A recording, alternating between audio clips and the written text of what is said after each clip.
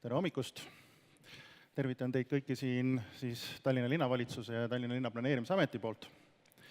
Ja Valdo juba ütles, et kohe-kohe läheb väga linna südames siis plaanide elluviimiseks. Kui te olete ümberringi vaadanud, siis on näha, et mitmed plaanid juba siin on hakanud realiseeruma.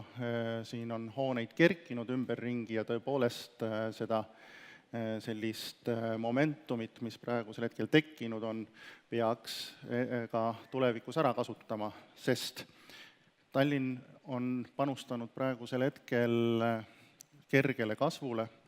Me oleme viimased 15 aastat olnud kasvav kogukond, viimase 10 aasta jooksul on Tallinna elanikkond suurenenud laias laastus 50 000 inimese võrra ja kui me suudame sellist mõõdukat kasvu hoida veel mõnda aega, siis on täiesti reaalne, et Tallinna linn võiks olla 2050. aastaks 500 000 linn.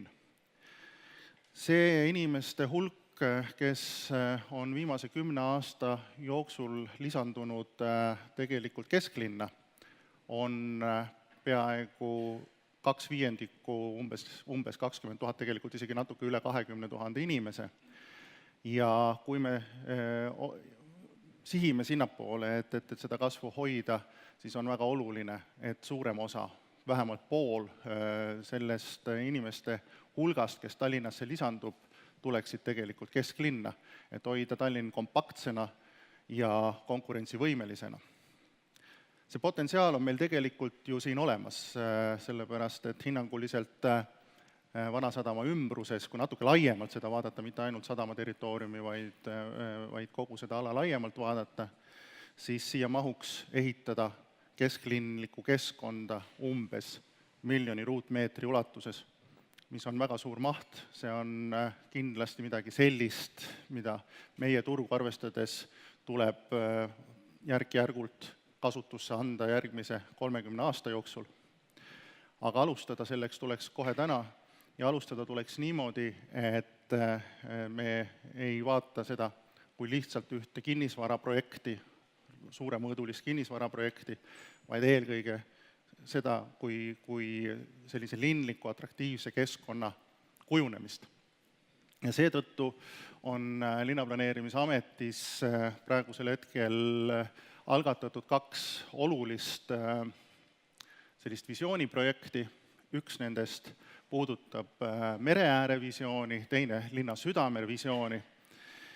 Ja kui vaadata, mida need siis endas sisaldavad, siis on väga palju rõhku pandud liikuvusele, väga palju rõhku pandud avaliku linnaruumi, eriti tänavaruumi kvaliteedile ja ühtlasi mereääre visiooni 2 sellist suuremat nurgakivi on siis uus mereääre üldplaneering, mille algatamine peaks aset leidma järgmise aasta alguses.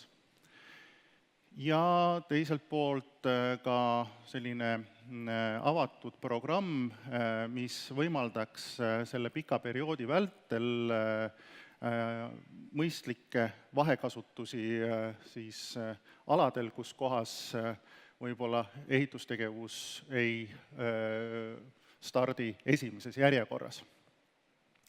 Sama põhimõttega me vaatame ka Tallinna Sadama poole. Me vaatame Tallinna Sadamat selles osas kui partnerit, aga meie ootused on kõrged. Me ootame panustamist, me ootame siis sellist lahtist meelt ja kindlasti me Tallinna Sadamalt ootame ka koheseid tegusid. Mul on hea meel, et tegelikult sinna suunas kas sihitakse. Me oleme läbi viinud arhitektuurivõistluse koostöös Tallinna Sadamaga siis Admiraliteedibasseini kaela ületavale jalakäijate sillale.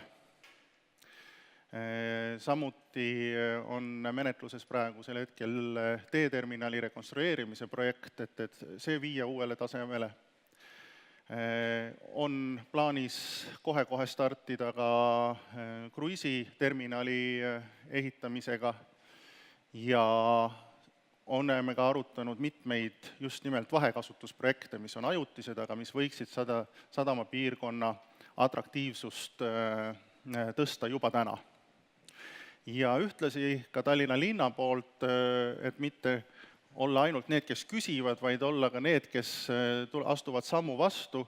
Koostöös Kommunaalametiga pühendame me praegu oma energiat siis just sadama territooriumi ja kesklinna üldiselt läbivate jalgrattateede ja kergliiklusteede projektidele, et koheselt ühendada siis mõistlikud koridorid ja parandada selle piirkonna juurdepääsetavust ja läbitavust.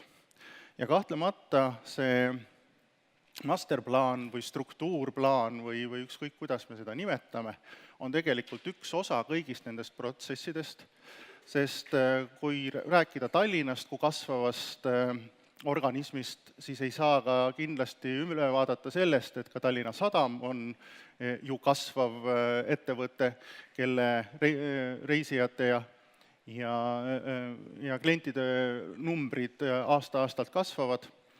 Ja siin kindlasti me ootame, et Tallinna Sadam kui nutikas ettevõte kasvaks kahanevalt, ehk et kuigi tuleb inimesi järjest juurde, kes seda sadama tollitsooni läbib, territoorium, mida tegelikult sadam reaalselt vajab oma tegevuseks, muutuks järjest väiksemaks ja vabanev territoorium tuleks linnalisse kasutusse. Ja seetõttu see masterplaan on äärmiselt oluline dokument, üks oluline sisend üldplaneeringusse, see käib muidugi käsikäes üldplaneeringu tegemine ja masterplaani elluviimine, aga see, et inimestel oleks selge, millised on need tuleviku arenguperspektiivid siinkandis, et nad saaksid selles ka ise kaasa rääkida, on siis oluline, et kõik need protsessid käiksid läbi erinevate avalike debattide ja selliste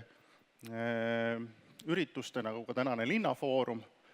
Meil on koostöös arhitektuurikeskusega kindlasti neid linnafoorumeid jätkata sellesama egiidi all avatud mereäär ja avatud mereääre linnafoorumid.